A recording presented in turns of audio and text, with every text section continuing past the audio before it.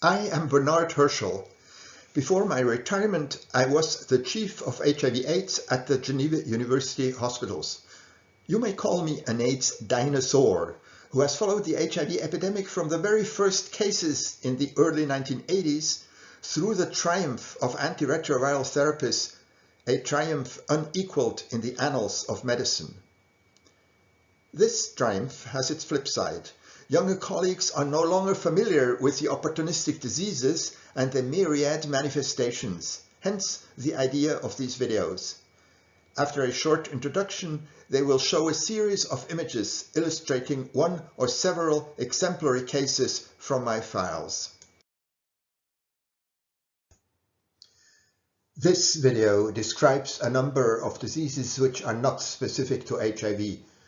I'll start with non-specific pruritic skin changes, the well-named itchy bumpy disease, then two diseases caused by pox viruses, i.e. Molluscum contagiosum and Monkeypox, and finish with unusual pigmentation and severe seborrheic dermatitis and psoriasis. Particularly in developing countries, HIV-infected patients with advanced immune deficiency commonly present with pruritic skin diseases of uncertain classification. Although the etiology is doubtful, there is some evidence that it involves an exaggerated reaction to arthropod bites. Dermatologists sometimes use the expression pruritic papillary eruption, PPE, or, depending on the pathology, eosinophilic folliculitis. Itchy bumpy disease is the expression widely used in southern Africa. It hits the nail on the head. This patient, a 35-year-old woman with no apparent risk factors for HIV, suffered from unbearable pruritus and unexplained loss of weight. She consulted multiple physicians before she was finally diagnosed with HIV. Her CD4 count was only 2 per microliters, but she did very well on highly active antiretroviral therapy.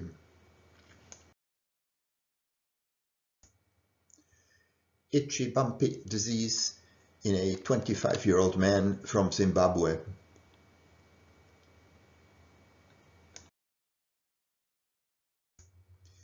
Itchy bumpy disease with lichenification.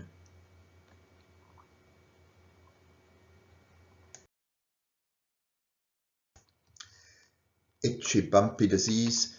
Here the lesions are relatively small, less than 4 millimeters in diameter.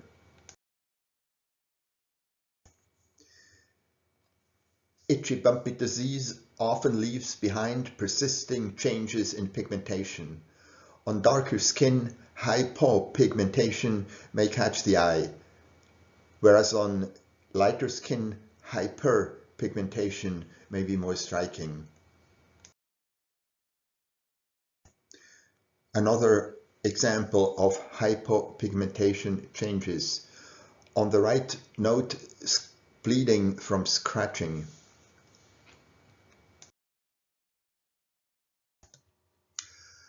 Molluscum contagiosum is a skin infection caused by a human pox virus, frequent in children.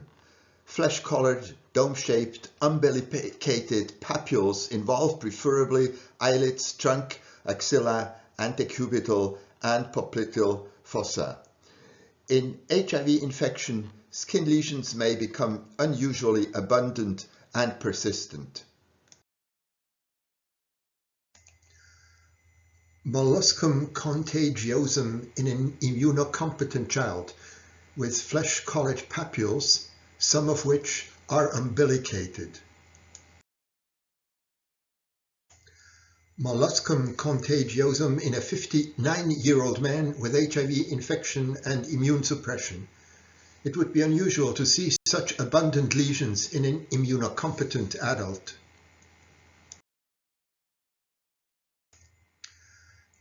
Abundant lesions of Molluscum contagiosum in a 36-year-old homosexual man with a CD4 count of 25. Genital lesions of Molluscum contagiosum.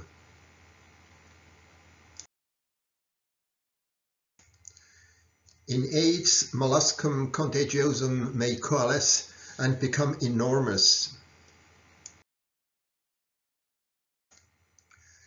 Another example of unusually abundant lesions of Molluscum contagiosum in a child with HIV infection.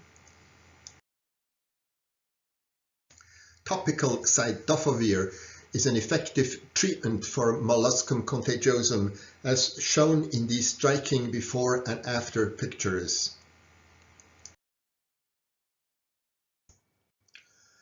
Monkeypox, like Molluscum, is caused by a pox virus.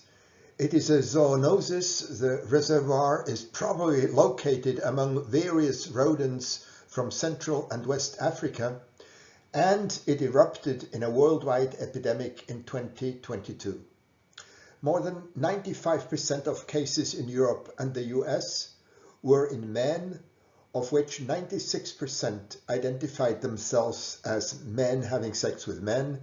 The median age was 34 years. Among those with known HIV status, 48% were HIV positive. Like humans, monkeys can be infected, but they are not the definite hosts. Monkeypox is actually a misnomer.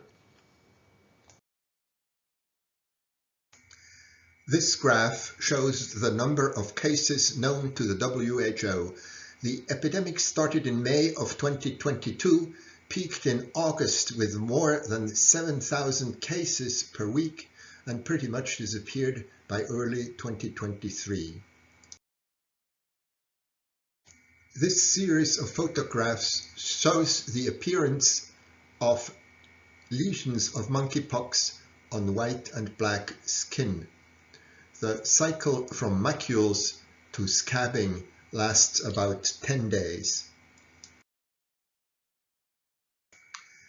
Another view of the evolution of a small lesion during 2 weeks. Lesions of monkeypox.